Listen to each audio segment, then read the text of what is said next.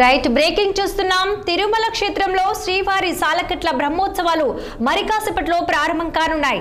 ధ్వజారోహణంతో అఖిలాండ కోటి బ్రహ్మాండ నాయకునికి బ్రహ్మోత్సవాలు మొదలు కానున్నాయి. ఈ సాయంత్రం 5:43 నుండి 6:15 మధ్య మీన లగ్నంలో ముక్కోటి దేవతలను ఆహ్వానిస్తూ ధ్వజారోహణం నిర్వహించనున్నారు. ఈ క్రమంలో ధ్వజస్తంభంపై ధ్వజపటం ఎగురవేస్తారు. దీంతో బ్రహ్మోత్సవాలు ప్రారంభమవుతాయి. రాత్రి 7:45 నుండి 8:45 మధ్య రాష్ట్ర ప్రభుత్వం తరపున శ్రీవారికి పట్టు వస్త్రాలు సమర్పించనున్నారు ఏపీ సీఎం చంద్రబాబు. రాత్రి 9 గంటలకు నిర్వహించే పెద్ద శేష వాహన సేవతో బ్రహ్మోత్సవాల వాహన సేవలు ప్రారంభమవుతాయి. ఈ పేద శేష వాహన సేవలో సీఎం పాల్గొంటారు.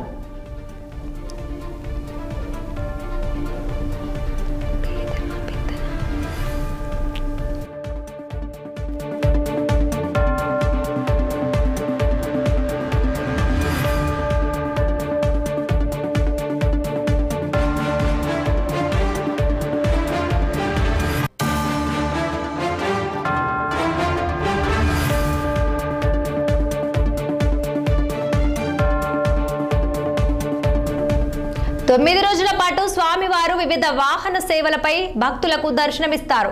కూటమి ప్రభుత్వం ఏర్పడిన తర్వాత ఏర్పాటు చేసిన తొలి ధర్మకర్తల మండలి హయాంలో అంగరంగ వైభవంగా బ్రహ్మోత్సవాలు నిర్వహించేందుకు టీటీడీ సిద్ధమైంది. ఇక మంగళవారం సాయంత్రం వార్షిక బ్రహ్మోత్సవాలకు శాస్త్రోక్తంగా అంకురార్పణ జరిగింది. ఇక ఈ క్రమంలో ఉత్సవాలకు అధికారికంగా శ్రీకారం చుట్టినట్లయింది. ఇక వేడుకల్లో భాగంగా శ్రీవారి సేనాధిపతిగా భావించి విశ్వక్సేనుల వారిని 4 ఆలయ మొడవీధుల్లో ఊరేగించారు. ఇక ఊరేగింపు అనంతరం యాగశాలలో ప్రత్యేక పూజలు నిర్వహించారు.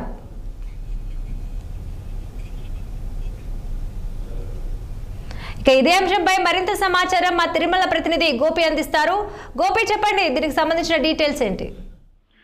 రాధిక, ఏదైతే సాలకట్ల బ్రహ్మోత్సవాలు అంగరంగ వైభవంగా నిర్వహించేందుకు ఇప్పటికే జిల్లా యంత్రాంగంతో పాటు తిరుమల తిరుపతిలో పనిచేస్తున్నటువంటి అధికారులు, అదేవిధంగా సిబ్బంది కూడా పూర్తిగా నిమగ్నమై ఏదైతే ఈ రోజు సాయంత్రం 9 గంటల ప్రాంతంలో పెద్ద శేష వాహనంపై 4 మాడ వీధుల్లో ఊరేగుతూ భక్తులు దర్శనమిన్నారు. మరోపక్క ఏదైతే రాష్ట్ర సాలకట్ల బ్రహ్మోత్సవాలు 2025 ఈసారి భిన్నంగా నిర్వహిస్తామని ఇప్పటికే టీటీడీ చైర్మన్ వీరనాయుడు తెలిపారు. మరోపక్క ఈ రోజు సాయంత్రం 5:30 ప్రాంతం నుంచి 6:15 ప్రాంతంలో సాలకట్ల బ్రహ్మోత్సవాలకి సంబంధించినటువంటి మీన లగ్నంలో కూడా ధ్వజారోహణ కార్యక్రమం అయితే అటు ఆలయ అర్చకులు, అదేవిధంగా ఆలయ పండితులు కూడా ధ్వజారోహణ కార్యక్రమాన్ని దిగ్విజయంగా పూర్తి చేయన్నారు. మరోపక్క ఏదైతే రాష్ట్ర ప్రభుత్వం నుంచి కూడా రాష్ట్ర ప్రజల నుంచి సాలకట్ల బ్రహ్మోత్సవాలకు రాష్ట్ర ప్రభుత్వం నుంచి పట్టు వస్త్రాలను ఈ రోజు సాయంత్రం 7:45 ప్రాంతంలో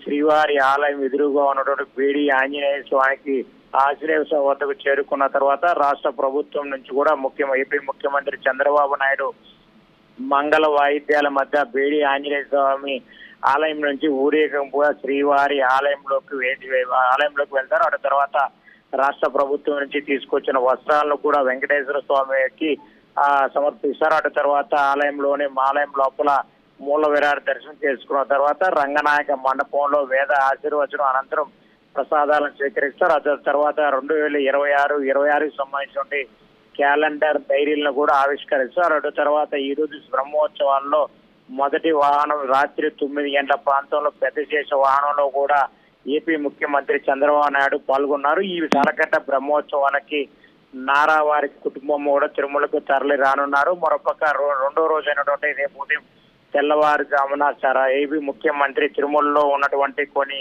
అభివృద్ధి కార్యక్రమాలకు శంకుస్థాపన చేయనున్నారు. ఏదైతే గత సంవత్సరాలుగా నిర్మిస్తున్నటువంటి యాత్రికుల వసతి సముదాయాన్ని PSC5